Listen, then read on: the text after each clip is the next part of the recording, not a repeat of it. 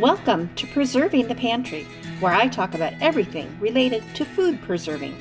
I am your host, Kathy Burgett. Hi everyone, welcome back to the pantry. Do you remember back in episode 3, I talked about my method for freezing peaches. This was in the middle of summer when peaches were ripe and at their peak of season and delicious, and I froze a bunch of those peaches. Well, guess what? I still have a bunch of those peaches in my freezer, and today I'm going to share with you a recipe of how I use those peaches as well as some other ideas. There's nothing better than digging into that freezer and finding those peaches or any fruit that you froze during the summertime.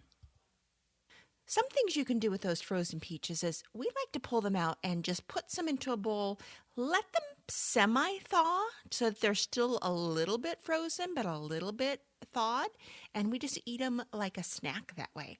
We also like to add them to our fruit and veggie smoothie.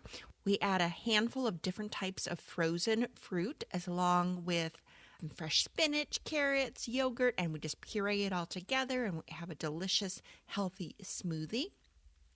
And then we make several different recipes with the peaches. I have a regular plain peach cobbler, a Blackberry Peach Cobbler, which is the recipe I'm going to share with you today, and some peach ice cream and peach mango popsicles. They are all amazing, so you'll want to check them out.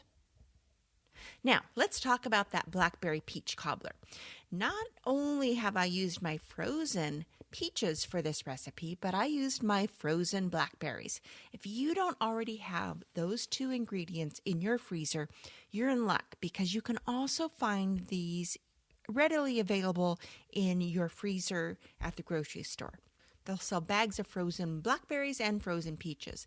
You can also make this with fresh peaches and fresh blackberries, but one of the beauties of this recipe is that it is perfect to make any time of year. And when you're using frozen fruit, it really makes it easy to just grab it and throw it together.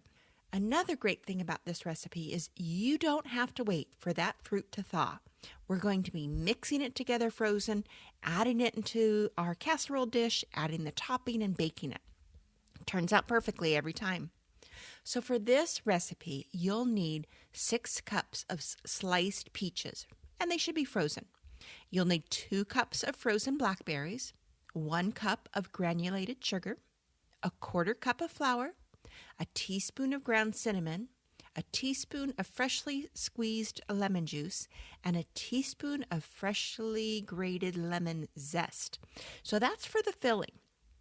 For the topping, you will need 1.5 cups of flour, 2 tablespoons of granulated sugar, 2 teaspoons of baking powder, a 1/4 teaspoon of salt, 6 tablespoons of butter, and I use salted butter, and 3/4 of a cup of milk. Now, don't worry if you didn't write all that down. I will include a link directly to this recipe so you can go there and just get it straight from the blog. The first thing you're going to do is place your peaches and blackberries in a large bowl, and then add your sugar, your flour, the 1/4 cup of flour, the cinnamon, the lemon juice, and the zest. And you just toss it all so that it's well coated. And then you put it in a lightly greased baking dish. I usually use a 7 by 11 or an 8 by 11 size baking dish, but you can use what you have available.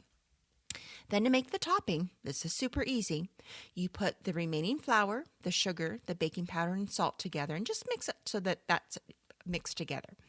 Then you add your butter, and you cut your butter into your flour using your hands, or you just take your fingertips and you just mush that butter right into the flour, or you can use a pastry blender.